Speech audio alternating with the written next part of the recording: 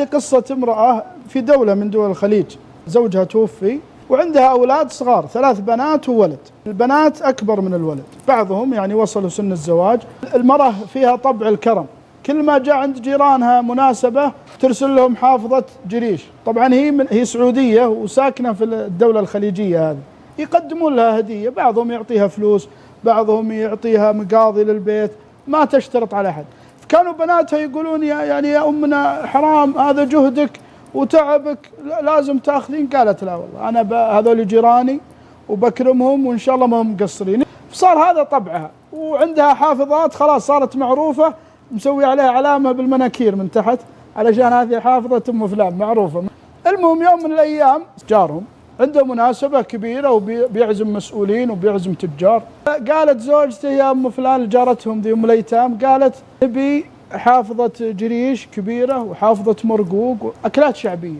المهم من يوم صلت الفجر وهي تدبك في المطبخ على قولتهم، وبناتها فوق راسها يا يمه أنت ضاع جهدك، الحين بيعزوا ليش ما طلبت؟ قالت ماني بطاع، هذول جيراني وأنا صاحبة المناسبة، أنا مثلي مثلهم.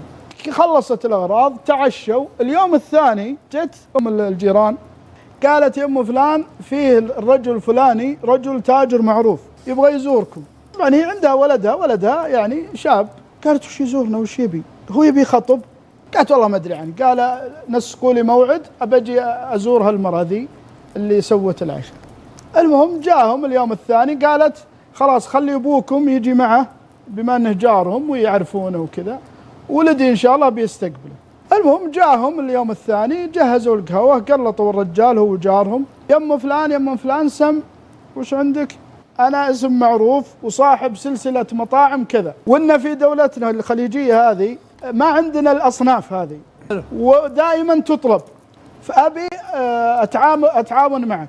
قالت أنا ما عندي إمكانيات. قال هذا بيتكم ملك؟ قالت الحمد لله ملك. قالوا هالحوش ما شاء الله الزين؟ قالت قال أبني لك مطبخ في الزاوية وبنسوي لك مطبخ كامل أنت وبناتك، وإذا تبين خادمة بنجيب لك خادمة تساعدك. المهم كانت بداية هذا المشروع. الكلام هذا قبل يمكن 7 سنوات أو 8 سنوات. الآن أصبحت شريكة في هذه سلسلة المطاعم، وأصبحت يقولوا الشيف، يسمونه الشيف. صارت مشرفة، هي المعلم يعني، وعندها طاقم تشرف عليهم في هذه السلسلة. وكان فاتحة خير لها ولبناتها والأيتام اللي تكفلهم. الهدف من القصة كيف كانت تعمل الخير، كيف كانت تقدم لجاراتها وجيرانها، ثم رزقها الله هذا الرزق الواسع الوافر.